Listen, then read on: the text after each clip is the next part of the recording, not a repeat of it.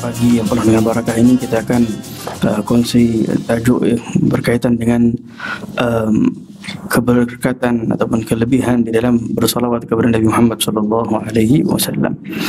Sebenarnya kita baru saja masuk di dalam daerah bulan Rabiul Awal.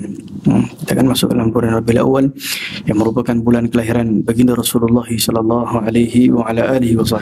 Bismillahirrahmanirrahim. Alhamdulillah wassalatu wassalamu ala habibina wa syafi'ina Rasulillah Sayyidina Muhammad bin Abdullah wa ala alihi wa sahbihi ajma'in. Wa ta'allimu wa ta'limu wa tadhakkaru wa tadhkiru wa nafa'u al-intifa'u wal-fa'al wal-istighfar wal-hath ala tamassuk fi kitabillah al-aziz wa sunnati rasulih wa du'a ila al-huda wa dalalatu ala al-khair ibtigha' wajhi Allah ta'ala wa ridha'ihi wa qurbihi wa thawabih. Bibarakati Sayyidina Muhammad SAW jami'a awliya salihin masyaallah wa Allah subhanahu wa ta'ala ja'alna min al-khair wa fa'alna bil khair wa ta'alina afdal arifin wa fa'alna wa iyyahum kullu khair ya rahman rahimin wa manhum salihun wa salafun salihin. Dengan moga-moga Allah subhanahu wa ta'ala memberkati insyaallah pagi kita dengan ilmu yang bermanfaat, ilmu yang barakah insyaallah, ilmu yang membimbing kita kepada Allah subhanahu wa ta'ala.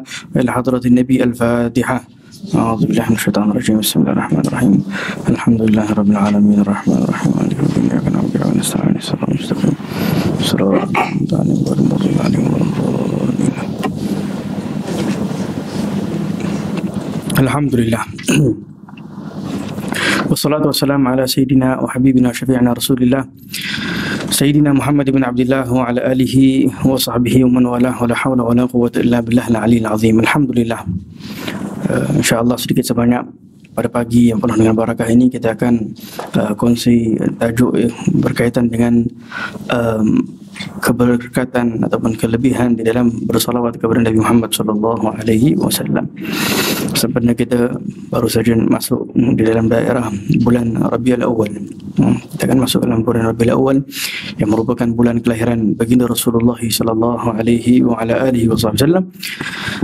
Dengan itu kita sebagai umat Nabi Muhammad SAW adanya yang dinamakan tarikh yang ada ikatan dengan hati kita, yang ada ikatan dengan kerohanian kita, sehingga baginda Rasulullah SAW memuliakan waktu, memuliakan tempat, memuliakan manusia tertentu. Dan di dalam kemuliaan manusia, waktu, tempat akan adanya kemuliaan bagi orang yang memuliakan keadaan-keadaan tersebut. Maka dengan itu apabila ditanya kepada baginda Rasulullah SAW tentang apakah kelebihan di dalam berselawat, apakah kelebihan di dalam berpuasa pada hari Yaumul Itsnain, apakah kelebihan berpuasa pada hari Yaumul Itsnain? Setelah mana ditanya kepada Rasulullah tentang kelebihan berpuasa di bulan-bulan haram, bulan-bulan yang mulia, begitu juga puasa tentang satu hari puasa, satu hari tidak puasa, seperti mana puasanya Nabi Daud alaihissalam. Tetapi mereka pun tanya tentang apakah pula kelebihan di dalam berpuasa pada hari Yaumul Itsnain. Maka jawab baginda Rasulullah SAW, "Dzalikal yaum wulidtu fihi." Pada hari tersebut aku dilahirkan, kata baginda Rasulullah SAW. Wa bu'ithu fihi wa yawma nuzila alayya atau kama qala sallallahu alaihi wasallam, dan begitu juga hari tersebut hari diturunkan wahyu oleh Allah Subhanahu wa taala kepada baginda Rasulullah sallallahu alaihi wasallam.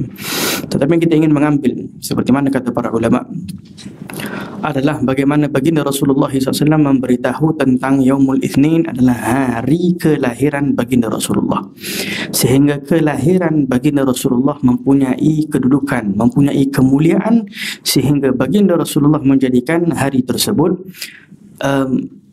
dianjurkan kita untuk berpuasa, yakni dianjurkan kita untuk beribadah kepada Allah Subhanahu wa taala demi untuk mensyukuri nikmat yang begitu besar, yaitu nikmat kelahiran baginda Rasulullah sallallahu alaihi wasallam.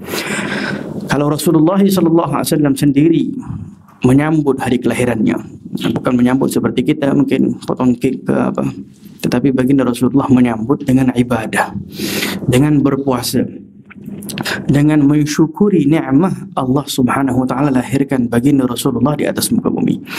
Yang dengan kelahiran baginda Rasulullah terlahirlah segala kebaikan. Kelahiran baginda Rasulullah penyebab kita mendapat hidayah sampai sekarang ini. Kelahiran baginda Rasulullah sallallahu alaihi wasallam, kita mengetahui salat, kita mengetahui zakat, kita mengetahui berpuasa.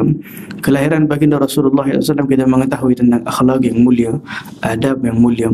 Kelahiran baginda Rasulullah sallallahu alaihi wasallam menjadi sebab turunnya Al-Quranul Karim yang ada pada kita, yang menjadi sebab ketenangan hati, yang menjadi sebab membimbing kita kepada Allah Subhanahu wa taala.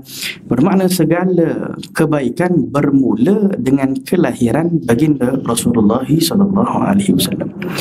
Maka kelahiran baginda Rasulullah adalah bukan seperti kelahiran orang biasa.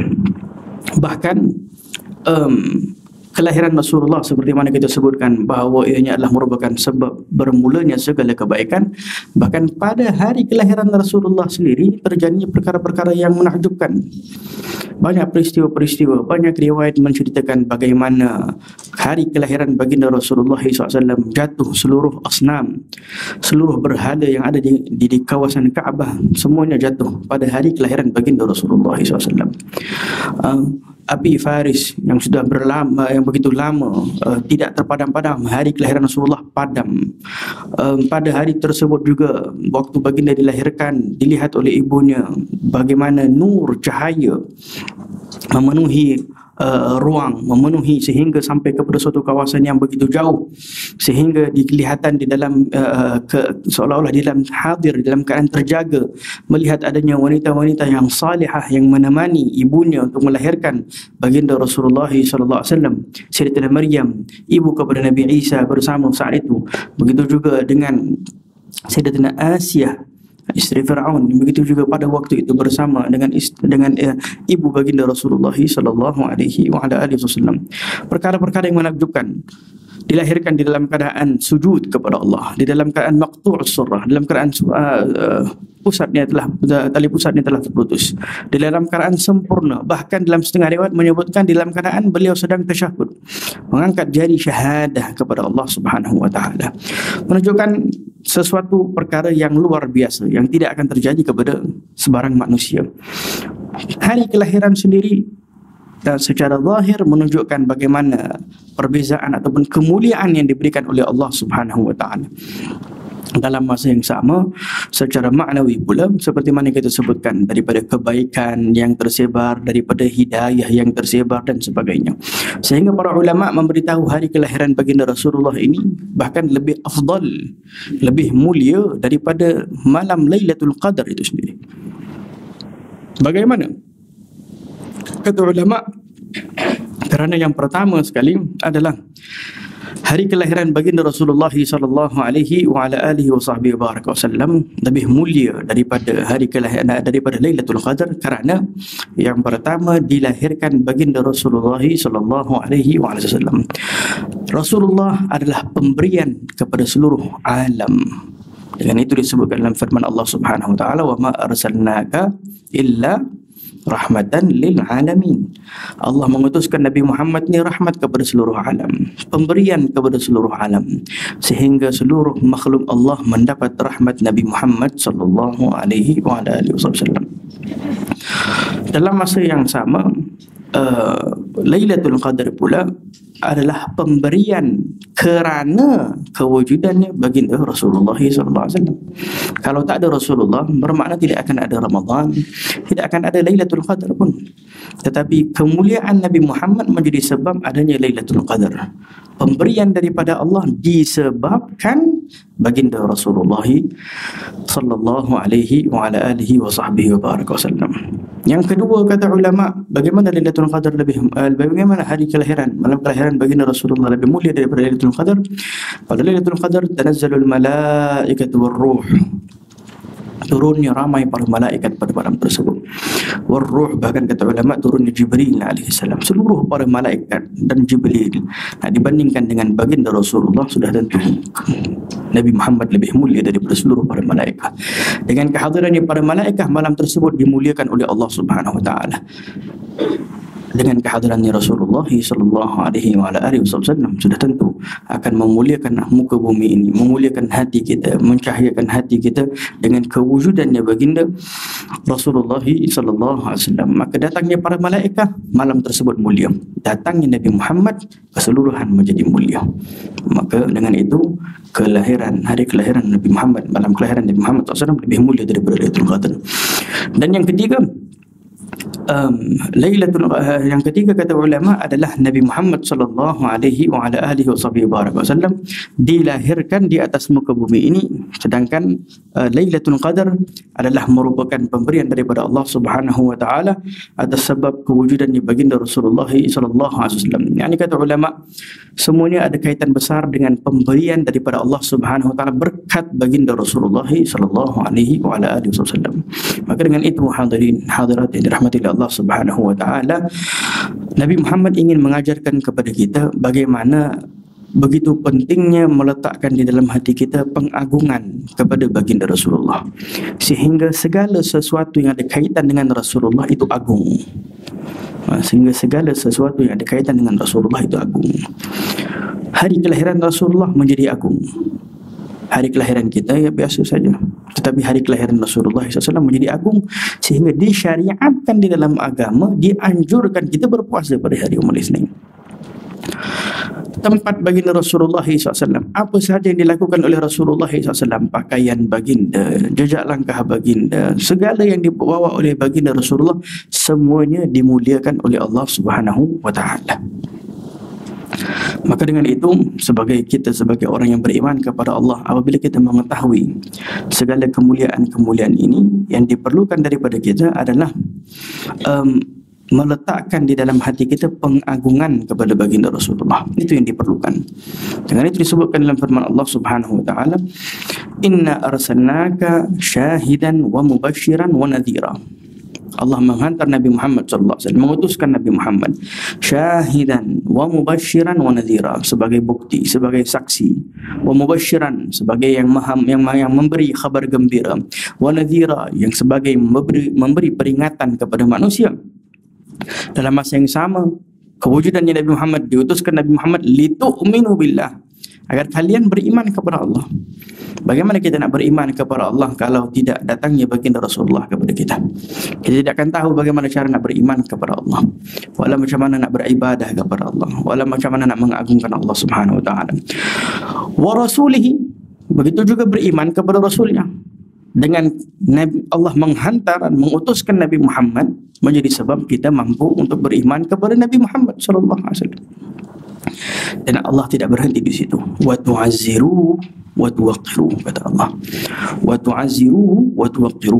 Sehingga kata ulama, maksud wa tu'azziru wa tuwaqqiru adalah engkau menghormati, engkau mengagungkan, engkau menolong, engkau melakukan apa yang terbaik untuk baginda Rasulullah sallallahu alaihi wasallam. Engkau mengagungkan baginda Rasulullah sallallahu alaihi wasallam, menghormati Rasulullah, mengedepankan Rasulullah. An-nabiyyu aula bil mu'minina min anfusihim, kata Allah. Nabi itu lebih perlu dikedepankan oleh orang-orang yang beriman lebih daripada dirinya sendiri. Bermakna ruhnya akan menjadi murah di depan baginda Rasulullah SAW. Dia sanggup untuk meninggal kerana Rasulullah. Dia sanggup untuk berjuang kerana Rasulullah. Dia sanggup untuk melakukan apapun kerana baginda Rasulullah SAW. Kalau tidak ada pengorbanan kepada Rasulullah, bermakna iman kita belum sempurna. Maka dengan itu Allah Subhanahu wa taala memberitahu di dalam Al-Quran Al-Karim tentang bagaimana seseorang orang yang beriman kepada Allah Subhanahu wa taala di dalam kehidupannya, yang apabila dia mempunyai segala sesuatu daripada dunia ini, daripada kemewahan, daripada rumah, daripada segala sesuatu, tetap perlu diletakkan Allah Subhanahu wa taala dan baginda Rasulullah sallallahu alaihi wasallam, bahkan wa jihadin fi sabilihi, dan dalam jihad kepada Allah Subhanahu wa taala di depan. Sehingga disebutkan oleh Allah Subhanahu wa taala,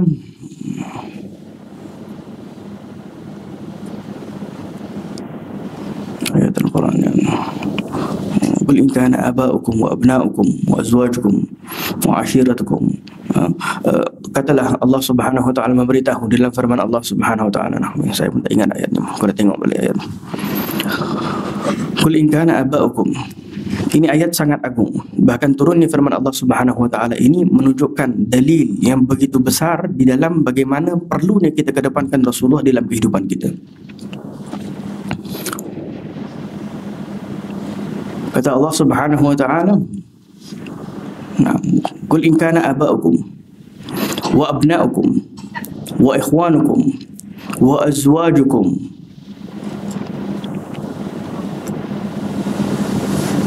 wa ashiratukum wa amwalun taraftumuha wa tijaratun takhshawna kasadaha wa masakinu tardawnaha ahabba ilaikum min Allah wa rasulihi wa jihadin fi sabilihi fatarabbasu hatta ya'ti Allahu bi amrihi wallahu la yahdil qaumal fasiqin." Ayat Al-Quran ini sangat agung. Kata Allah Subhanahu wa taala, katalah, in kana, kalau aba'ukum, kedua ibu bapamu, ayah dan ibumu, wa abna'ukum, anak-anak kalian, wa ikhwanukum, saudara mara kalian, wa azwajukum, suami isteri kalian, wa ashiratukum, keluarga kalian, wa amwalun iktaraftumuha, harta yang kau perolehi, wa tijaratun takhshawna kasadaha, perniagaan yang kau takut tidak untung, takut hilang kerugian dan sebagainya, wa masakinu tardawnaha, tempat tinggal, rumahmu yang kau rasa redha, kau rasa tenang di dalamnya. Kata Allah, bayangkan ayah kamu, ibu kamu, anak kamu, suami isteri kamu, keluarga kamu, harta kamu, perniagaan kamu pun Allah Subhanahu wa taala sebutkan, rumah kamu pun Allah Subhanahu wa taala sebutkan. Kata Allah apa? Ahabba, kalau semua itu engkau cinta lebih daripada Allah, minallah, ataupun lebih engkau cinta daripada Rasulihi, daripada Rasulullah, dan Allah tidak berhenti di dua ni saja, wa jihadin fi sabilih, dan berjihad, berjuang di jalan Allah dan Rasulullah, fatarabbasu, kata Allah, hati-hati, hatta ya'ti Allahu bi amrih wallahu la yahdil qaumal fasiqin. Kata Allah, kata ulama, maksud fatarabbasu, hati-hati di sini seolah-olah ancaman bahaya, takut turunnya bala daripada Allah Subhanahu wa taala. Ayat ya Allah bi amri wallahu la yahdil qaumal fasiqin, dan Allah meletakkan posisi orang yang mengkedepankan orang tuanya, mengkedepankan anak-anaknya, mengkedepankan saudara maranya, mengkedepankan suami ataupun istrinya, mengkedepankan keluarganya, mengkedepankan hartanya, mengkedepankan perniagaannya, mengkedepankan rumahnya, lebih daripada Allah dan Rasulullah dan perjuangan di jalan Allah dan Rasulullah. Kata Allah, orang ini orang fasik. Orangnya orang apa? Orang fasik. Lihat bagaimana Allah Subhanahu wa taala meletakkan. Dan kita dalam kehidupan kadang-kadang kita tak sedar. Kita berjuang untuk keluarga kita, kita berjuang untuk suami ataupun isteri kita, untuk anak-anak kita, tapi kadang kita lupa bahawa tujuan di dalam kehidupan kita ini untuk mencari keridhaan Allah Subhanahu wa taala. Dan pintu untuk nak mencari keridhaan Allah adalah baginda Rasulullah sallallahu alaihi wasallam. Dan pintu untuk mencari keridhaan Allah dan Rasulullah adalah perlu kepada perjuangan untuk Allah dan Rasulullah sallallahu alaihi wasallam. Jika tidak ada perjuangan untuk Allah dan Rasulullah, bermakna sia-sia kehidupan kita. Sia-sia kita hanya memberikan makan minum kepada anak kita, sia-sia kita bermuamalat dengan suami isteri kita, sia-sia kita bermuamalat untuk hanya mencari harta, benda, rezeki, untuk nak mempunyai wang, nak mempunyai tempat tinggal.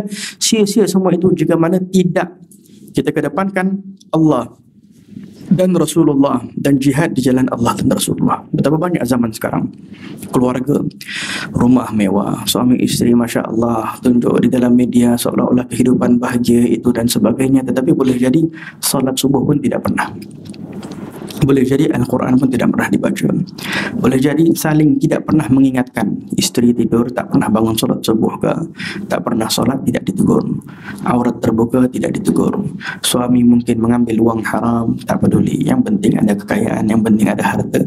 Semua ini termasuk daripada orang yang tak kedepankan Allah di dalam kehidupan, karena dia mengkedepankan harta, dia mengkedepankan mungkin keluarganya, Dia nak keluarganya hidup di dalam keadaan mewah dan sebagainya. Dia nakkan kehidupan yang mewah untuk ayah dan ibunya, kehidupan yang mewah untuk anak-anaknya. Tetapi berkaitan dengan agama tidak diperjuangkan. Hadirin hadirat yang dirahmati oleh Allah, baginda Rasulullah SAW, orang yang paling mulia di sisi Allah Subhanahu wa taala. Orang yang paling mulia di sisi Allah Subhanahu wa taala. La ilaha illallah. Suatu ketika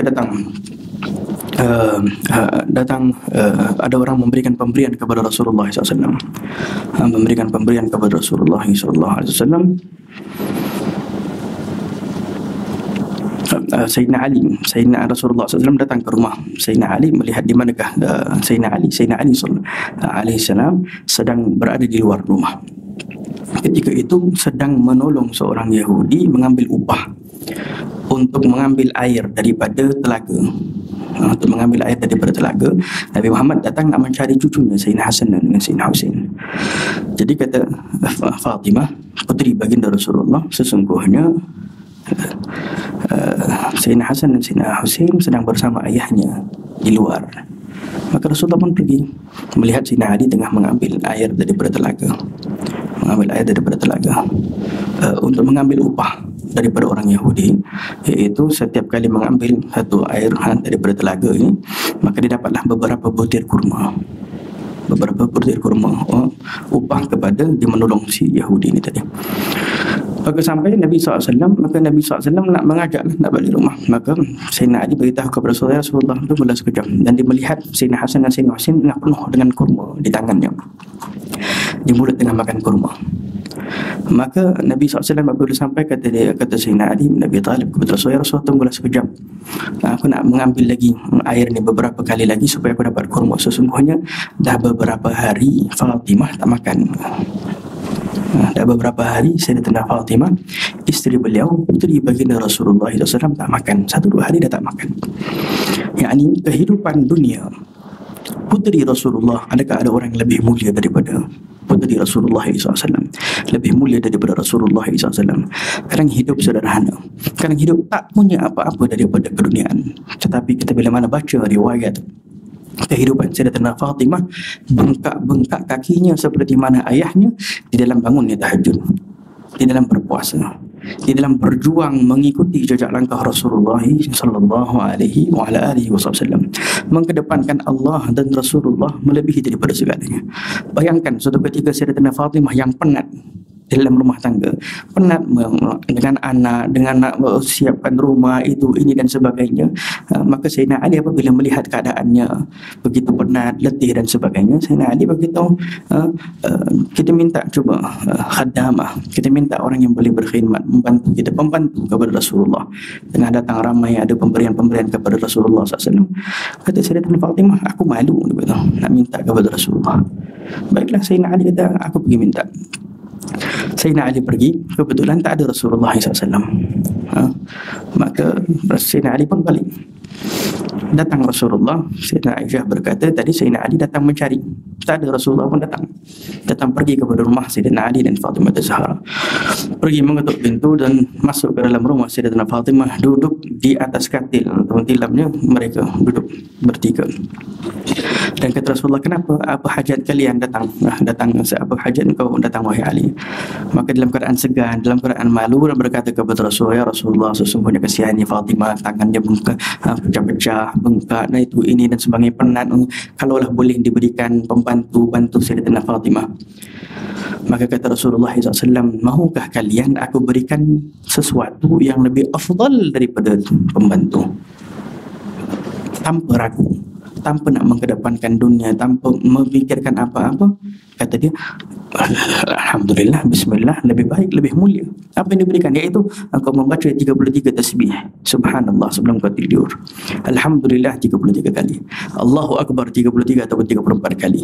Itu lebih baik daripada engkau mempunyai pembantu, kata Rasulullah SAW. Itu lebih baik daripada engkau mempunyai pembantu. Secara logiknya, yakni penat, letih, nak minta sesuatu untuk nak membantu dunianya, Rasulullah memberi akhirat, memberi tasbih, memberi zikir, tanpa ada komplain, tanpa ada apa, bahkan lebih menghargai, bahkan lebih mensyukuri atas nikmat tersebut. Maka dengan itu, apabila kita tidak ada rezeki ke, kita kekurangan ke, kita kelemahan ke, diberikan sedikit wirid dan zikir, kita baca ayat Al-Quran Al-Karim dan sebagainya, adakah kita gembira menerima ayat Al-Quran, menerima apabila Rasulullah memberitahu orang yang membaca surah Waqiah tidak akan fakir, orang yang salat ad-duha tidak akan fakir. Benda-benda macam itu mungkin kita tak agungkan, kita tak muliakan, karena tidak adanya Allah dan Rasulullah di dalam hati kita, tidak adanya perjuangan di jalan Allah dan Rasulullah di dalam hati kita. Maka dengan itu, di dalam kehidupan kita ini, kita perlu kedepankan Rasulullah SAW dalam kehidupan kita, sehingga apa sahaja ajaran baginda Rasulullah kita muliakan. Zaman sekarang kita berada di zaman kita lebih muliakan cara kehidupan orang barat, kehidupan si fulan ataupun si fulanah yang tersebar di sana sini, kerana ada pengagungan terhadap mereka. Karena dimuliakan oleh manusia, kita merasai kehidupan itu adalah mulia. Tetapi jika mana kita yang sepatutnya kita memuliakan, iaitu baginda Rasulullah SAW, kalau kita ada pengagungan kepada Rasulullah, maka kita akan melakukan ataupun mengikuti jejak langkah baginda Rasulullah SAW. Maka dengan itu, Allah Subhanahu Wa Taala sendiri menyuruh kita untuk menghormati dan mengagungkan baginda Rasulullah SAW. Sehingga disebutkan di dalam firman Allah Subhanahu Wa Taala, apabila nak memanggil Nabi pun ada adabnya. Nabi dahulu ni sifatnya tawadhu, rendah diri, sifatnya pemalu. Itu baginda Rasulullah SAW. Kadang ada orang yang datang duduk dengan Rasulullah SAW, duduk berjam-jam. Nabi segan nak bagi tahu beliau tengah sibuk, tengah ada urusan dan sebagainya, sehingga dia melayan terus tetamu yang datang berjam-jam. Dia beradab daripada baginda Rasulullah SAW. Sehingga kadang ada orang yang memanggil Nabi SAW dengan suara yang tinggi, Nabi tetap jawab macam biasa dan sebagainya. Tetapi Allah nak mengajarkan adab, bahawa ini orang aku ingin cinta, ini orang sebab kalian semua mendapat hidayah, ini orang kalau tidak karena dia kalian tak dapat hidayah wala dapat apa pun daripada Allah Subhanahu Wa Taala. Sehingga kata Allah, la taj'alu du'a rasul bainakum ka du'a'i ba'dukum ba'dha. Jangan engkau jadikan panggilan engkau terhadap Rasul sama seperti panggilan antara kalian. Si fulan kau nak panggil Muhammad, Ahmad, apa, jangan. Sebab itu kita dianjurkan apabila memanggil Nabi, kita panggil ya Nabi Muhammad SAW ataupun Rasulullah SAW. Tak dianjurkan kita untuk panggil Muhammad macam itu sahaja. Memuliakan baginda Rasulullah. Bahkan setelah kita menyebut Rasulullah, kita sebut sallallahu alaihi wa ala alihi wasallam. La taqul ya Muhammad ya Abul Qasim, tetapi sebutlah ya Rasulullah, ya Nabi Allah. Dengan itu Nabi Muhammad SAW perlu dikedepankan di dalam kehidupan kita, lebih daripada diri kita sendiri. Isteri-isteri baginda Rasulullah SAW kita anggap seperti ibu-ibu kita sendiri. Pengagungan, kemuliaan yang ada pada mereka. Apakah sebab pengagungan kita kepada Nabi Muhammad, pengagungan kita yang berkaitan dengan baginda Rasulullah SAW? Kerana risalah yang akan disampaikan oleh Allah Subhanahu Wa Taala kepada kita akan menjadi agung apabila kita mengagungkan Nabi Muhammad SAW. Jika tidak ada pengagungan kepada Rasulullah, maka nescaya kita tidak akan mampu mengagungkan Al-Quranul Karim. Kita tidak akan mampu mengagungkan salat, kita tidak akan mampu mengagungkan zakat, kita tidak akan mampu mengagungkan segala ibadah-ibadah yang luar ni. Dengan itu zaman Nabi SAW dahulu adanya orang-orang Khawarij, yang mana mereka ni orang Islam, mereka salat tahajud, mereka banyak membaca Al-Quran, mereka beribadah, tetapi mereka tak ada adab kepada Rasulullah SAW, tak mengagungkan Rasulullah. Sehingga suatu ketika Nabi Muhammad sedang mengagih-agihkan harta kepada orang, di dalam hatinya ada dunia. Secara luarannya dia duduk beribadah, tetapi secara dalamannya tak ada cinta kepada Rasulullah, tak ada cinta betul-betul kepada Allah, cinta dunia yang ada dalam hati. Sehingga dia datang kepada Nabi Muhammad, dia panggil ya Muhammad, tak ada lagi dah Nabi, ya Muhammad adil, berlaku adil lah. Ini engkau agih-agihkan, ini bukan engkau inginkan keridaan Allah Subhanahu Wa Taala. Seolah-olah Nabi ini hanya mengutuskan surat datang untuk nak sampaikan Al-Quran. Kau dah ajar kita dah pandai solat, sudah habis dah urusan kamu. Sekarang kau nak agih-agihkan ni dunia ni semua, kau salah ni cara. Dalam dunia, dalam hatinya dia nakkan dunia tu. Maka kata Rasulullah, kalau aku tak berlaku adil, siapa yang akan berlaku adil? Kata begitu Rasulullah. Aku yang mengajarkan manusia untuk berlaku adil. Kalau aku tak bertakwa kepada Allah, aku tak takut, siapa yang akan takut kepada Allah Subhanahu Wa Taala? Kata Nabi Muhammad SAW. Aku yang mengajarkan manusia untuk takut kepada Allah Subhanahu Wa Taala. Maka dengan itu, beribadah tanpa ada baginda Rasulullah di dalam hati kosong. Kosong. Dengan itu kalau kita pelajari hatta bagaimana kita salat di dalam 5 waktu kita, salat fardu kita dalam 5 waktu, kita perlu hadirkan Nabi Muhammad SAW. Bagaimana? Ini bahagian daripada tauhid. Karena kita berada di akhir zaman ini, zaman yang mana ilmu-ilmu yang tersebar kepada kita lebih nak menerapkan logik daripada sesuatu yang kita percaya dengan iman di dalam hati. Iman ini dia bertentangan dengan logik. Iman di sesuatu yang bertentangan dengan logik. Dia tak boleh nak logik, tak boleh nak terima. Itu apa yang berkaitan dengan agama selalunya adalah luar daripada logik kita. Sehingga Sayyidina Ali berkata, kalaulah agama kita ini hanya ikut logik, nescaya khuf. Khuf ni dia macam seperti stocking untuk orang mengambil wuduk. Apabila pakai itu, maka tak perlu pakai ambil wuduk itu sekali sahaja, boleh dipakai beberapa kali. Khuf ini cara mengambil wuduknya, apabila dipakai saat nak mengambil wuduk, tak perlu nak buka lagi dah khuf ini. Hanya sapu di bahagian atas sahaja. Sapu di bahagian atas sahaja. Kalau ikut logik, yang kotor ni selalunya di bawah lah yang kita duk pijak. Kalau ikut logik, kita basuh yang sebelah bawah.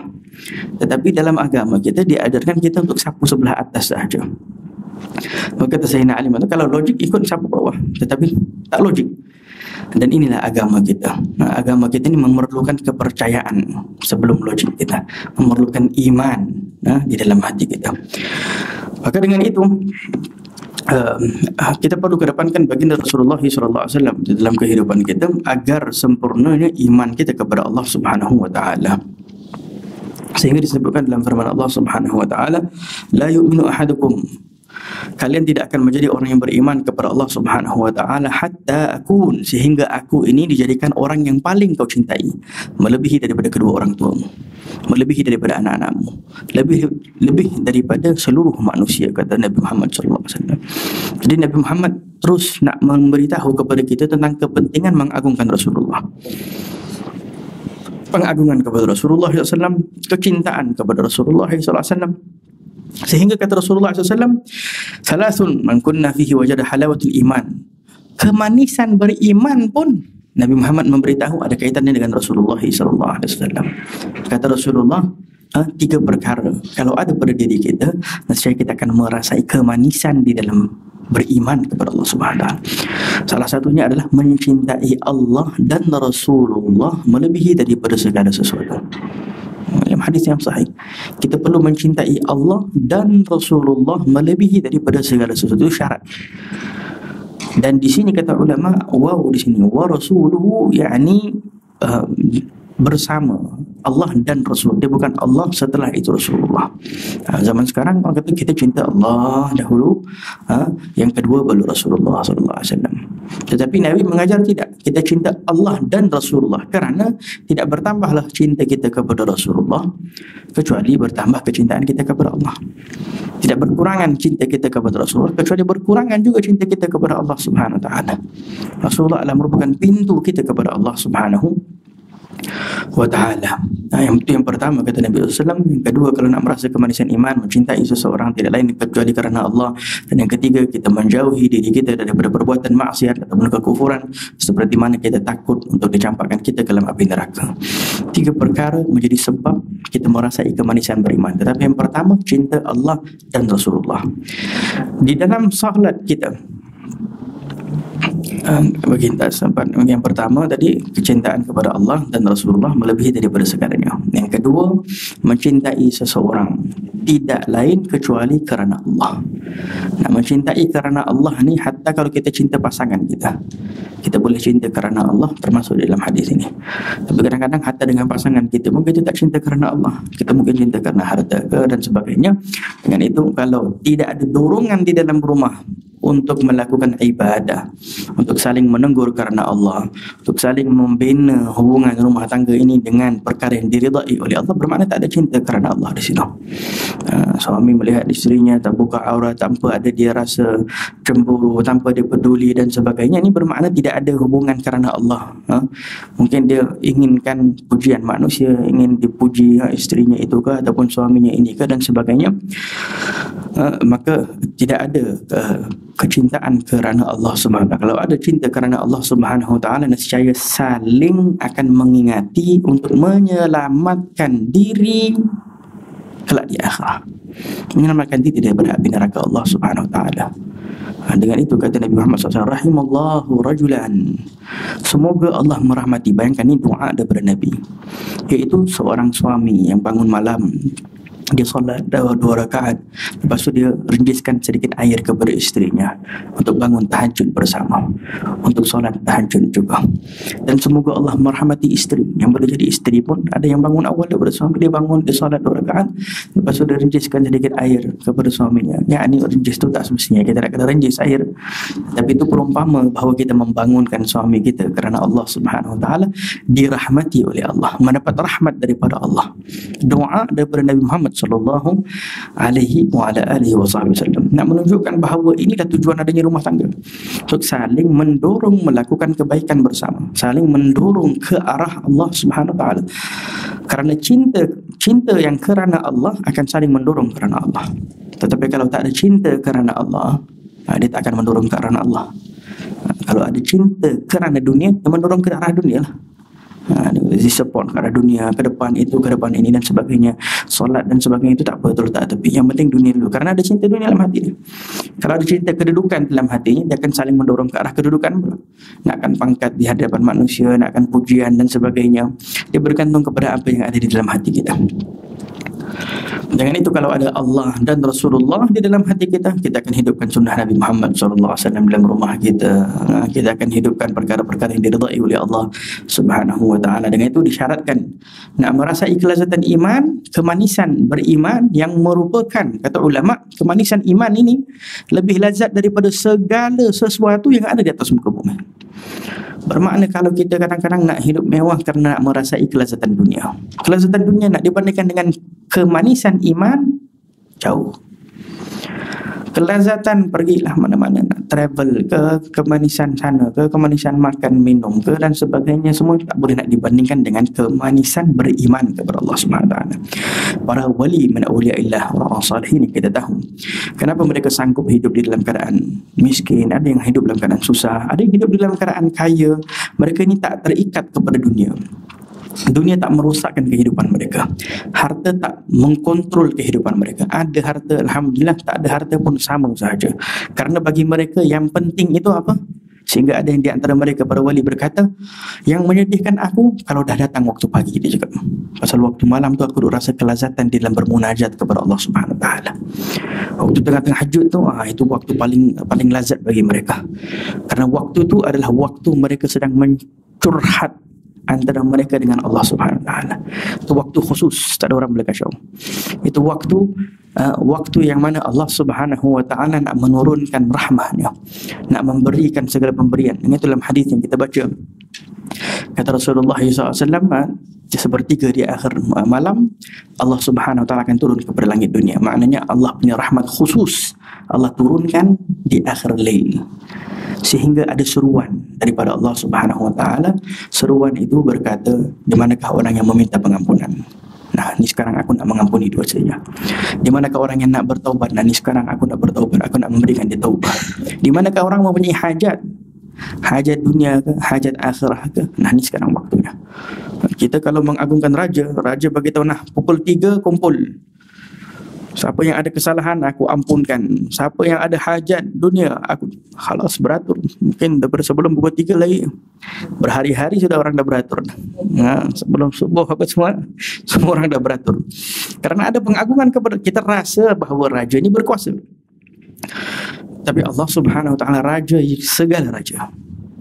Yang Maha Raja adalah Allah Subhanahu wa taala. Dan kalau kita ada keyakinan, Nabi beritahu hajat ni hajat dunia ke hajat akhirah, minta kepada Allah Subhanahu wa taala. Sehingga dahulu ada seorang syekh Al-Amudi di kota Hadramaut sana, di kota Hadramaut, wali min awliya. Dia ini tak boleh tulis, tak boleh nak membaca. Dia tak boleh tulis, tak boleh membaca, tetapi dia wali min awliya, orang yang saleh. Dia bangun malam, dia salat. Setelah mana dia salat, dia duduk, dia hanya menyebut ana. Daripada malam sampai subuh, setiap malam dia bangun, dia sebut ana saja. Jadi orang macam terkejut, tanya, kenapa duduk sebut ana? Dia kata, aku duduk merasai kelazatan, membayangkan Allah Subhanahu wa taala menyebut siapa yang inginkan pengampunan, ana. Dia kata, siapa yang mempunyai hajat, ana. Siapa yang ingin bertaubat, ana. Kelas cukup, itu diulang-ulang. Aku ya Allah, aku yang mempunyai segala macam hajat, aku yang ingin bertaubat, dia merasai kemanisan di dalam beribadah, kemanisan di dalam beriman kepada Allah Subhanahu wa taala. Kita mungkin terkejut, kalimat ana saja ada kelazatan ke? Kalimat lain, hati yang dah cinta kepada Allah ni lain. Dengan itu ramai daripada ulama itu, Sayyidina Uwais Al-Qarni, kita kalau pernah dengar Sayyidina Uwais Al-Qarni, dia ni kalau dah bangun malam, dia kata malam ini malam rukuk. Dia akan rukuk daripada malam sampai subuh. Dia sembahyang 2 rakaat, dalam rukuk ni dia panjangkan rukuk ni pada malam sampai subuh. Tak penat ke? Tak letih ke? Kemanisan iman dah ada di dalam hati, kemanisan cinta dah ada di dalam hati. Besok pula malam ini malam sujud, daripada malam sampai subuh dia sujud kepada Allah Subhanahu wa taala. Malam ini pula malam giam, malam giam. Jadi sembahyang berdiri lama depan Allah Subhanahu wa taala. Mereka merasai kelazatan. Dan itu kalau kita baca sejarah kisah, hatta Nabi Muhammad SAW sendiri kadang-kadang mengulang satu ayat itu, diulang banyak-banyak kali. Diulang banyak-banyak kali. Ramai daripada wali-wali Allah, orang-orang salihin, kerana merasai kelazatan di dalam ayat tersebut, diulang-ulang tersebut, kalimat tersebut. Sehingga disebutkan salah satu orang salihin di kota Hadramaut, wali min awliyaillah, disebutkan dalam firman Allah Subhanahu wa taala, innal ladzina amanu wa 'amilus shalihat sayaj'aluhumur rahmanu wudda. Sayaj'alur rahmanu wudda. Diulang kalimat wudda ni saja.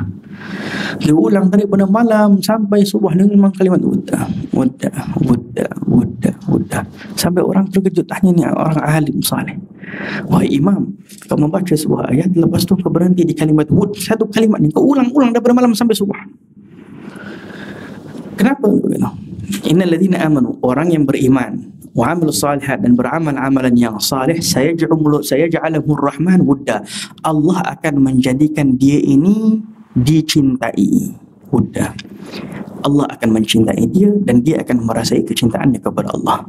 Dia merasai dah tentu kecintaan kepada Allah, sehingga dia memberitahu kepada muridnya, saat aku menyebut kalimat wud, aku merasa kelazatan. Dan aku ulang kali kedua, wud, aku merasa kelazatan lebih lazat daripada kali pertama aku sebut. Maka setiap kali aku menyebut, aku duk merasa kelazatan di atas kelazatan. Jadi aku tak boleh nak berhenti.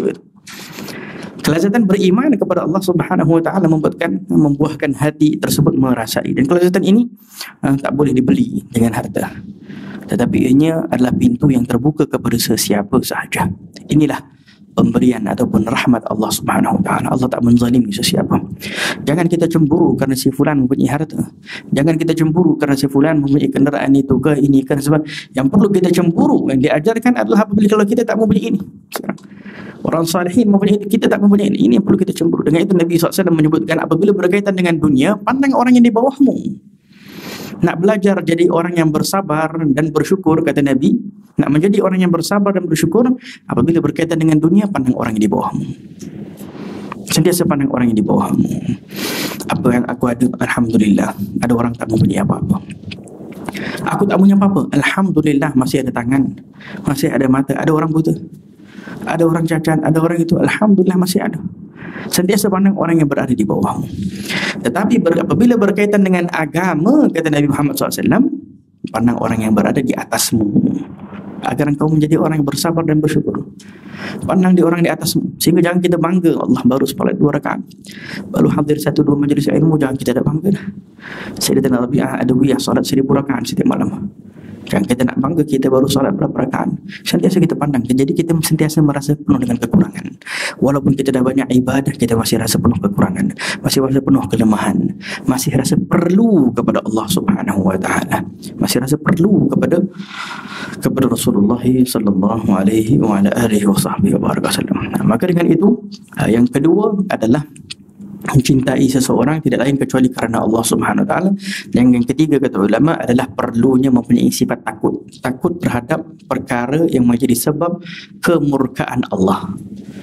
Bila mana berkaitan dengan dosa dan maasi ini, dia bahayanya dosa dan maksiat ini bukan dosa itu sendiri, tetapi apabila kita melakukan dosa dan kita merasa ringan melakukan dosa. Itu yang problem. Kalau sahaja bab dosa, kita memang pendosa. Manusia ni memang pendosa. Itu kata Allah Subhanahu Wa Taala, kullu ibn Adam, setiap anak Adam ni pendosa. Tapi sebaik-baik mereka adalah mereka yang bertaubat kepada Allah Subhanahu Wa Taala. Kali pertama seseorang melakukan dosa, boleh jadi dia akan rasa bersalah. Kalau dia tak bertaubat kepada Allah, dia akan melakukan dosa kali kedua, dia tak rasa bersalah. Semakin banyak dosa dia lakukan, semakin dia tak rasa bersalah. Itu yang bahaya. Kalau tak ada rasa bersalah, kita cuba mengumpat orang. Pertama kali kita tak biasa mengumpat orang. Kita duduk dengan orang ni kaki mengumpat. Pertama kali kita duduk, kita rasa tak sedap lah. Aku pun penuh dengan kekurangan untuk mengutuk si fulan ni, tak boleh lah. Besok tu jumpa lagi, dia mengumpat lagi. Last sekali dia pun dengar. Lepas tu last sekali dia pun ikut mengumpat juga.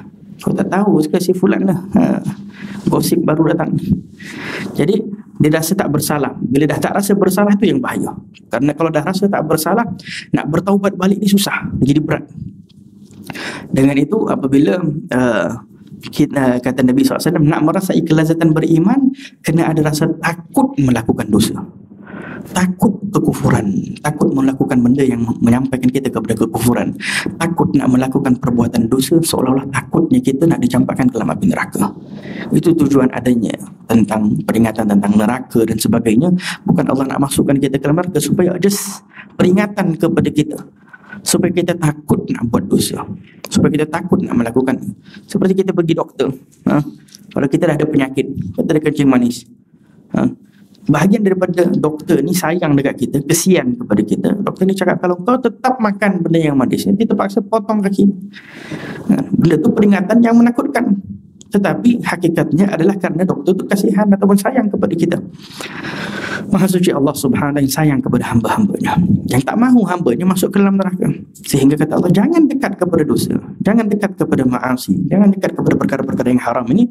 Kerana apabila engkau dekat, engkau yang rugi, engkau yang akan berada di dalam keadaan bahaya. Kerana itu 3 perkara akan menjadikan sebab seseorang itu merasai kelazatan beriman kepada Allah Subhanahu wa taala. Dalam hadis yang lain begitu banyak Rasulullah menyebutkan dzaqa. Dzaq ni maksudnya merasai atau merasakan. Dzaqa halawatul iman, merasai kelazatan beriman kepada Allah. Man radiya billahi rabban, barang siapa yang rida Allah sebagai Tuhan, wa bil islami dinan, agamanya dirida dalam kehidupannya, dia mempraktikkan agama, wa bi Muhammadin nabiyya, Nabi Muhammad adalah nabinya. Yang rida Allah adalah Tuhannya, agama Islam adalah agamanya, Nabi Muhammad adalah Nabi yang disanjungi, diikuti, akan dia merasai kelazatan beriman kepada Allah Subhanahu Wa Taala. Maka dengan itu, apabila ditanya kepada Sayyidina Ali bin Abi Talib tentang kecintaannya kepada Rasulullah SAW, sesungguhnya kecintaanku kepada Rasulullah, kecintaan kita kepada Rasulullah melebihi daripada kecintaan kita terhadap anak kita, keluarga kita dan sebagainya. Bahkan lebih lebih kami perlukan ataupun kami rasa kelazatan dalam mencintai yang diperlukan kepada mereka ini lebih daripada air yang dingin di waktu panas terik. Nak beritahu satu perumpama macam mana mereka ni sangat memerlukan Nabi, sangat cinta kepada Nabi, sehingga umpamanya waktu tengah panas terik ni paling lazat sekali kalau kita minum air sejuk. Air sejuk. Jadi waktu tengah betul-betul panas. Kalau kita kat Malaysia ni tak berapa nak panas sangat ni. Kalau pergi kat negara Arab sana, kalau di Kota Hadramaut kadang pernah sampai kepada 60 darjah Celsius. Kalau dah panas time tu, kalau minum air sejuk, dia rasa lain, dia melazat dia. Jadi kata Sayyidina Ali, lebih lazat daripada minum air sejuk di waktu panas terik. Itu cinta kita kepada Rasulullah SAW. Nak berikan tahu, karena al-dhauq, kelazatan ini tak mampu nak diumpamakan dengan lidah ni, susah nak diterjemahkan. Dengan itu yang perlu kita cemburu kalau kita tak dapat benda ni. Karena kata ulama, ada orang yang hidup 20 tahun, 30 tahun, 40 tahun tak pernah dapat benda ni. Ini yang rugi. Kenapa? Karena boleh jadi dia salah duduk dengan guru. Apatah lagi kita zaman sekarang ni, zaman membingungkan. Dengan itu kalau kita nak belajar, kita jangan pilih sebarang guru. Kita kena tahu siapakah guru yang kena kita belajar. Kalau guru yang dah duk merosakkan kita, awal-awal lagi dah rosakkan akidah kita, dia memberitahu kita punya akidah rosak, sedangkan hakikatnya dia yang merosakkan akidah kita. Dia beritahu ni tak boleh mengagungkan Rasulullah, tak boleh nak melebihkan itu dan ini dan sebagainya, sehingga hal itulah yang telah menyebabkan seseorang itu rosak imannya kepada Rasulullah SAW, terhijab sentiasa daripada baginda Rasulullah SAW. Maka dengan itu perlunya mempunyai hubungan dengan baginda Rasulullah SAW. Kita berada di bulan yang mulia ini, bulan yang dianjurkan kita untuk memperbanyakkan salawat kepada Rasulullah SAW. Apatah lagi pada hari Yaumul Itsnin, pada hari Yaumul Itsnin kita perbanyakkan salawat kepada baginda Rasulullah SAW. Kalau di tradisi di kota Hadramaut sana, setiap hari Isnin mereka akan baca burdah. Burdah ini adalah merupakan himpunan daripada pujian dan juga salawat kepada Rasulullah SAW. Dan burdah ini kisahnya panjang, tetapi secara ringkasnya pengarang burdah ini dahulu kena stroke. Dan dia mengarang pujian kepada Rasulullah dan salawat kepada Rasulullah SAW, sehingga dia ini diberikan syifa, diberikan kesembuhan daripada penyakit stroke berkat burdah. Sehingga kata ulama, mujarrab bagi orang yang ada penyakit membaca burdah ini, bersalawat kepada Rasulullah SAW. Dengan itu Nabi Muhammad SAW adalah syifa. Nanti kita pernah dengarkan salawat syifa, Allahumma salli ala sayyidina tibbil qulub min awadiha wa afidil abdan wa shifaiha wa nuril absar wa diyaha wa qutil arwah wa ghidaiha wa ala alihi wasallam.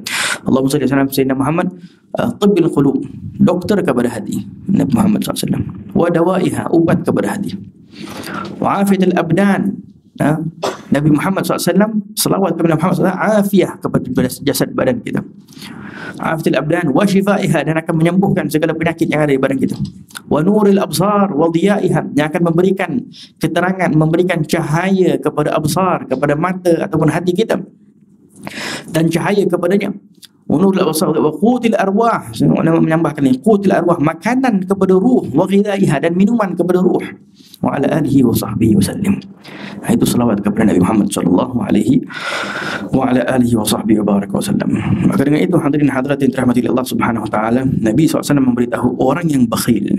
Siapa orang yang bakhil? Orang yang bakhil bukan orang yang tak mempunyai harta. Tapi kata Nabi SAW, al-bakhil man dzukirtu indahu falam yusalli alaih.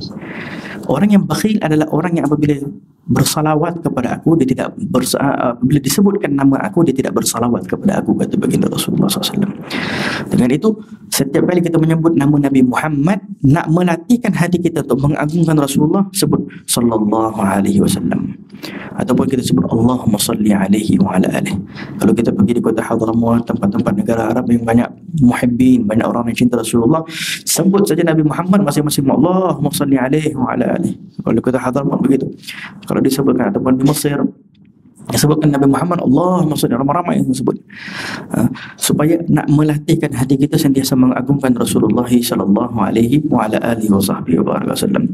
Maka kan Sayyidina Aisyah satu ketika Rasulullah memberitahu kepada Aisyah, kata Rasulullah, wahai Aisyah, celakalah mereka liman la yarani, yang tak dapat melihat wajah aku nanti di yaumul qiyamah. Siapa ya Rasulullah tak dapat melihat kau di yaumul qiyamah? Mereka adalah orang yang pernah disebut nama aku tapi dia tak pernah bersalawat kepada aku, kata baginda Rasulullah sallallahu alaihi wasallam. Maka dengan itu Nabi Muhammad adalah penyelamat kita di dunia dan juga di akhirat. Tanpa kita mempunyai hubungan dengan Rasulullah di dunia, kita tak akan ada hubungan dengan Nabi Muhammad kelak di akhirat.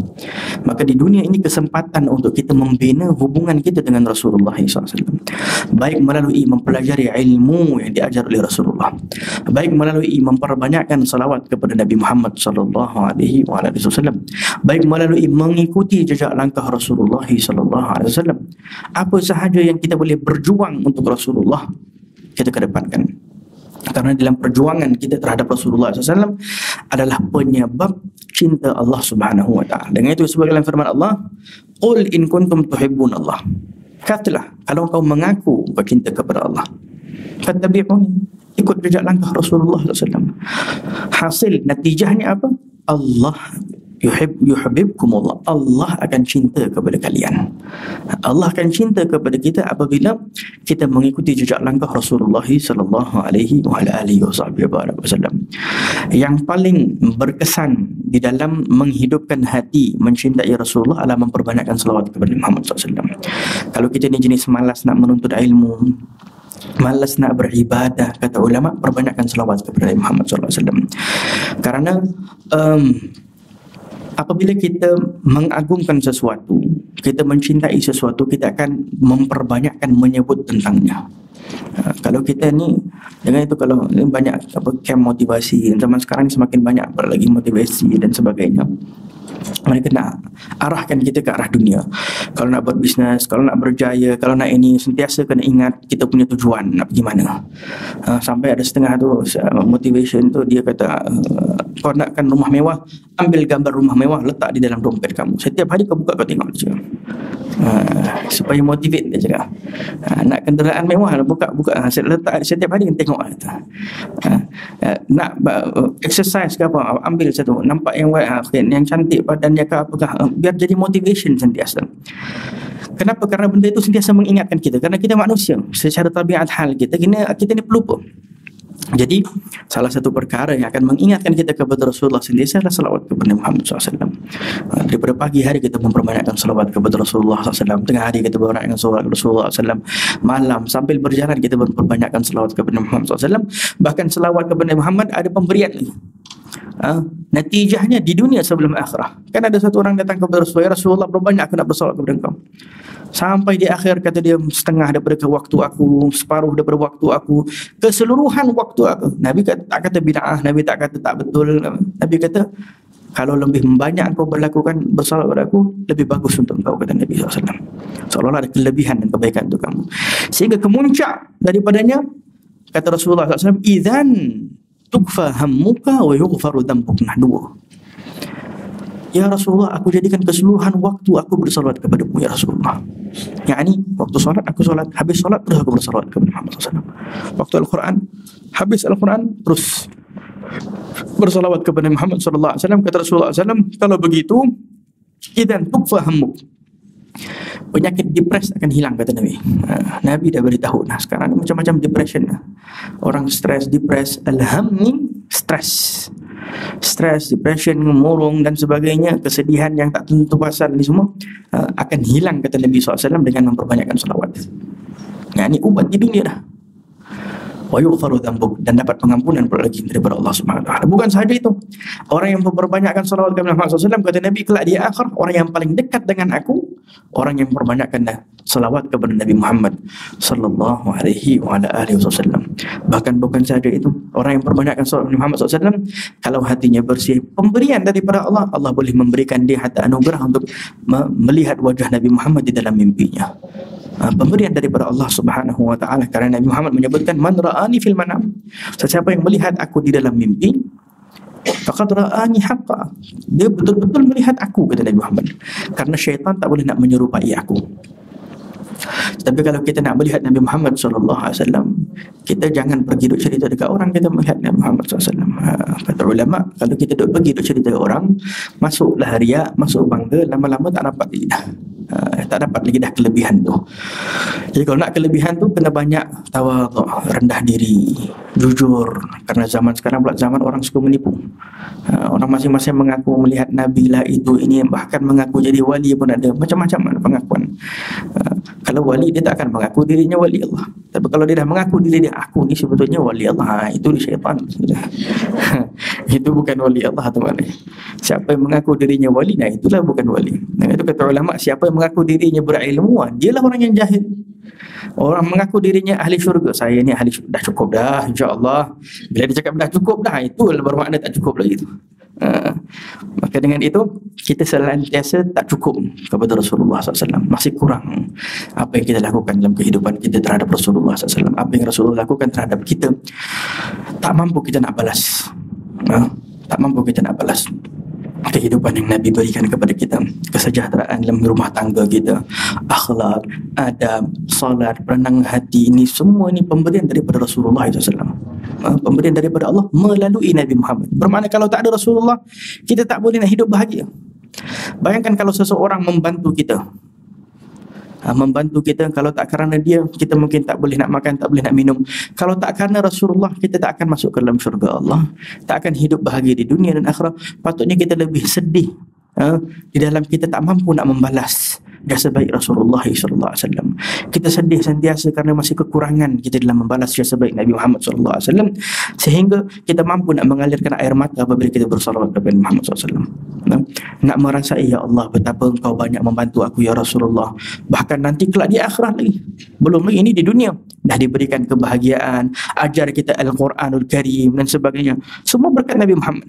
Kita boleh tahu Al-Quranul Karim, kita dapat ketenangan melalui bacaan Al-Quran. Ini semua kerana Nabi Muhammad. Kalau tak kerana Nabi Muhammad, mana ada Al-Quranul Karim? Daripada mana nak datang ketenangan kita? Salat tak ada, apa tak ada, kehidupan tak menentu arah macam zaman sekarang, akhir zaman. Tak ada agama, orang dah tak ada agama. Jadi masing-masing kemanusiaan ke apa, saya pun tak faham. Habis, tak ada arah tuju dalam kehidupan. Sekejap cakap ini, sekejap cakap itu, sekejap pakaian begini, sekejap pakaian begitu, tak ada ke arah mana, tak tahu nak pergi mana. Tapi alhamdulillah kita ada bimbingan. Kita ada Rasulullah SAW. Kita ada orang yang nak menolong kita. Maka apatah lagi nanti di akhirat. Belum lagi di alam kubur kita Nabi Muhammad punya syafaat. Di alam barzakh kita, di yaumul qiyamah nanti pula lagi, di padang mahsyar pula lagi syafaat Nabi Muhammad SAW. Yang Nabi ni nak menolong kita, nak menolong kita. Sehingga dengan hati kita ini di dunia perlu kita melatihkan ataupun mengajar dan mendidik hati kita untuk mencintai Rasulullah dalam kehidupan kita. Kalau kita nak mencintai Allah, kita cinta Rasulullah SAW. Orang yang dah memperbanyakkan salawatnya kepada Nabi, kecintaannya luar biasa kepada Nabi, automatically dia akan merasai kecintaan kepada Allah Subhanahu Wa Taala. Dia akan merasai kelezatan hubungannya dengan Allah Subhanahu Wa Taala. Maka dengan itu kita bermohon kepada Allah, moga-moga insya-Allah bulan ini menjadi sebab kita memperbanyakkan selawat kepada Nabi Muhammad sallallahu alaihi wasallam. Kita meminta dan bermohon kepada Allah Subhanahu wa taala, semoga Allah Subhanahu wa taala melindungi kita, menjaga kita, memberikan kebaikan kepada kita insya-Allah. Amin ya rabbal alamin. Saya tutup dengan sebuah kisah dari Imam Al-Jazuli. Kalau kita pernah dengar, ada satu orang imam namanya Imam Al-Jazuli. Imam Al-Jazuli ni ulama besar, dia pengarang, dia bersalawat kepada Nabi Muhammad sallallahu alaihi wasallam. Banyak salawat yang dikarang oleh beliau. Beliau ini suatu ketika nak minum air daripada telaga. Dalam air telaga itu tak ada air. Datang seorang perempuan budak kecil, datang dan meludahkan air ke dalam telaga tersebut. Tiba-tiba air jadi penuh. Jadi dia terkejut. Wahai fulan, begitu, macam mana kau boleh dapat kemuliaan ini? Ya Allah berikan kemuliaan ini. Jadi dia berkata, sesungguhnya aku memperbanyakkan salawat kepada Nabi Muhammad SAW. Itu saja, aku memperbanyakkan salawat SAW. Jadi setelah itu dia ini pun mula mengarang dari bersalawat kepada Muhammad SAW, memperbanyakkan pujiannya kepada Rasulullah SAW. Yang di sini terletak segala jenis kebaikan yang kita tahu maupun yang kita tidak tahu di dalam memperbanyakkan salawat kepada Nabi Muhammad SAW. Paling pendek kita baca Allahumma salli ala Sayyidina Muhammad wa ala alihi wa sahbihi wa sallim. Ini paling ringkas. Allahumma salli ala Sayyidina Muhammad wa ala alihi wa sahbihi wa sallim. Kata ulama, paling kurang dalam sehari semalam nak ditulis sebagai orang yang memperbanyakkan salawat kepada Nabi Muhammad, yakni banyak salawat, paling kurang di dalam sehari semalam 300 kali. Ini minimum bagi orang yang nak disebutkan ini memperbanyakkan salawat kepada Nabi Muhammad, minimumnya 300 kali. Kita bahagilah dalam satu hari tu, pagi 150 kali, malam 150 kali ke, beberapa waktu kita bahagi dalam sehari semalam kita. Ini minimum kata para ulama. Maka dengan itu kita aturkan salawat kita kepada Nabi Muhammad SAW demi untuk nak mempunyai hati yang mempunyai hubungan dengan Nabi Muhammad SAW. Dengan itu kata ulama, cara nak bersolawat kepada Rasulullah, kita boleh berjalan sambil buat apa-apa, tetapi yang cara paling teratur adalah kita duduk. Kalau berada dalam keadaan wuduk lebih afdal, dalam keadaan kita duduk di atas sejadah kita, di dalam keadaan kita duduk dalam keadaan tasyahud, duduk di antara dua sujud, kita bersolawat kepada Muhammad SAW. Dan dengan penuh hati rindu, kata ulama, dianjurkan rindu. Dengan itu bahkan dianjurkan untuk mengetahui sedikit sebanyak tentang syama'il Nabi SAW, tentang sejarah, kisah kehidupan Nabi SAW, tentang akhlak Nabi Muhammad SAW, apa saja yang boleh menimbulkan lagi kerinduan kita kepada Rasulullah SAW. Dan itu kita selawat. Satu selawat kepada Muhammad dalam keadaan kita betul-betul rindu, itu lebih afdal daripada 100 kali, 1000 kali kita selawat kepada Rasulullah SAW. Selawat ini lebih dirasai di hati, lebih terkesan, lebih besar kelebihannya daripada hanya sebatas daripada lidah. Karena tujuan salawat kepada Muhammad SAW adalah untuk hati kita ini bercahaya, agar adanya cahaya cinta kepada Allah, cahaya cinta kepada Rasulullah. Kita angkat tangan bermohon kepada Allah, moga-moga Allah berikan kita taufik, insya-Allah. Bulan sempena kelahiran baginda Rasulullah, hari kelahiran baginda Rasulullah, moga-moga dipilih lidah kita, hati kita untuk memperbanyakkan salawat kepada Nabi Muhammad SAW, untuk mengikuti jejak langkah Rasulullah SAW. Kita angkat tangan berdoa meminta kepada Allah Subhanahu wa taala. Moga-moga Allah Subhanahu wa taala membimbing kita kepada Allah, membimbing kita kepada Rasulullah sallallahu alaihi wasallam, dijadikan kita orang-orang yang layak mendapat syafaat Nabi Muhammad sallallahu alaihi wasallam berahmatika ya arhamar rahimin. Allahumma jam'ana hadha jam'an marhuma wa tafarraqna bihi tafarruqan ma'suma wa la taj'al ahadan minasy-syaqiyyin wa la mahruman wa la matrudan berahmatika ya arhamar rahimin. اللهم املأ قلوبنا يا الله بحبك وحب حبيبك سيدنا محمد صلى الله عليه وسلم وارجعنا يا الله قلوبنا يا الله مربوط بحبيبك سيدنا محمد صلى الله عليه وسلم لا ينحل أبدا يا أرحم الراحمين وفقنا يا الله لطاعتك يا أرحم الراحمين. اللهم إنا نسألك يا الله أن تجعلنا من محبي حبيبك سيدنا محمد صلى الله عليه وسلم وارزقنا كمال اتباع حبيبك سيدنا محمد صلى الله عليه وسلم ظاهرا وباطنا في خير ورزق وعافية يا أرحم الراحمين. واجعل لسانا يا الله نكثر من صلاة على حبيبك سيدنا محمد صلى الله عليه وسلم في جميع أحوالنا في جميع حركاتنا في جميع سكناتنا برحمتك يا أرحم الراحمين. Ya Allah Tuhan kami meminta dan mohon kepada-Mu agar Kau mengampuni segala dosa kami ya Allah, dosa kami dan kedua ibu bapa kami ya Arhamar Rahimin. Sehadirin hadirat yang hadir pada pagi ini ya Arhamar Rahimin, kami meminta dan mohon kepada-Mu ya Allah, jadikanlah kami orang-orang yang layak mempunyai hati yang cinta kepada Rasulullah sallallahu alaihi wasallam, hati yang merasai kelazatan cinta kepada Rasulullah, yang beriman kepada Rasulullah, yang sentiasa terikat kepada Rasulullah sallallahu alaihi wasallam di dunia dan akhirat ya Arhamar Rahimin. Kami dan keluarga kami ya Allah, kami hadirin hadirat muslimin dan muslimat ya Arhamar Rahimin, jadikanlah kami orang-orang yang memperjuangkan agama Allah Subhanahu wa taala, memperjuangkan segala sunnah dan ajaran baginda Nabi Muhammad sallallahu alaihi wasallam, menghidupkan segala sunnah Nabi Muhammad di rumah kami ya Allah, di kehidupan kami ya Allah, sehingga kami menjadi orang-orang yang bahagia di dunia dan akhirat ya Arhamar Rahimin. Jauhkan kami ya Allah segala sesuatu yang membuatkan Nabi SAW sedih ya Allah, jauhkan kami ya Allah segala sesuatu yang membuatkan Nabi SAW sedih ya Allah, jauhkanlah kami daripada segala sesuatu ya Allah yang membuatkan baginda Rasulullah SAW sedih ya Allah, daripada segala sifat kami yang penuh dengan kekejian ya Allah, segala kekurangan kami, segala akhlak yang keji yang ada pada diri kami ya Allah, segala dosa-dosa yang ada pada diri kami ya Arhamar Rahimin. Bimbinglah kami, lindungilah kami ya Allah, jagalah kami ya Allah. Sesungguhnya kami adalah hamba yang penuh dengan kekurangan ya Allah, hamba yang penuh dengan kelemahan ya Allah, hamba yang penuh dengan dosa ya Allah. Gunakanlah kami taufik dan hidayah ya Allah, jadikanlah kami orang-orang yang dapat bangun pada waktu malam ya Allah untuk bermunajat kepada-Mu ya Allah, untuk merayu dan meminta sentiasa kepada-Mu ya Allah. Jadikanlah hati kami ya Allah bergantung hanya kepada-Mu ya Allah, dan keluarkanlah kebergantungan kami daripada makhluk-Mu ya Arhamar Rahimin. Jadikanlah kami orang yang sentiasa berharap kepada-Mu ya Allah, berharap syafaat Nabi Muhammad sallallahu alaihi wasallam berahmatika ya Arhamar Rahimin. Keluarkanlah segala sesuatu yang keji daripada hati kami ya Allah, keluarkan cinta dunia daripada hati kami ya Allah, keluarkan cinta pangkat daripada hati kami ya Allah, keluarkan segala sesuatu cinta yang tidak mempunyai apa-apa nilai di sisi-Mu ya Arhamar Rahimin. Penuhi hati kami dengan cinta yang murni, cinta yang suci kepada-Mu ya Allah. Jadikanlah kami ya Allah orang-orang yang saling mencintai kerana Allah Subhanahu wa taala, mencintai pasangan kami kerana Allah, mencintai anak kami kerana Allah, mencintai kedua ibu bapa kami kerana Allah, mencintai guru kami kerana Allah ya Arhamar Rahimin ya Arhamar Rahimin ya Arhamar Rahimin. Kurniakanlah kami ya Allah husnul khatimah, husnul khatimah ya Rahman, husnul khatimah ya Rahim. Jadikanlah kami orang-orang yang dapat melihat wajah Nabi Muhammad kelak di akhirah ya Allah. Jadikanlah kami orang-orang yang dapat melihat wajah Nabi Muhammad kelak di akhirah ya Allah. Jadikanlah kami orang-orang yang dapat melihat wajah Nabi Muhammad kelak di akhirah ya Allah. Jadikanlah kami orang-orang yang layak berkumpul dengan Nabi Muhammad kelak di akhirah ya Allah. Jadikanlah kami orang-orang yang layak untuk minum daripada telaga Nabi Muhammad sallallahu alaihi wasallam. Jadikanlah kami ya Allah orang-orang yang dapat duduk dekat dengan baginda Rasulullah SAW berahmatika ya arhamar rahimin. Ya Allah, janganlah kau jadikan kami kehidupan yang sia-sia ya Allah, kehidupan yang tidak mempunyai membawa kami kepada kedekatan kepada Rasulullah SAW. Ya arhamar rahimin, ya arhamar rahimin, ya arhamar rahimin. Kepadamu kami meminta ya Allah, dan kabulkanlah segala doa kami ya Allah, karena engkau menjanjikan doa, menyuruh kami untuk berdoa, dan kau janjikan akan kabulkan segala doa kami ya arhamar rahimin. Rabbana atina fid dunya hasanah wa fil akhirati hasanah wa qina adzabannar.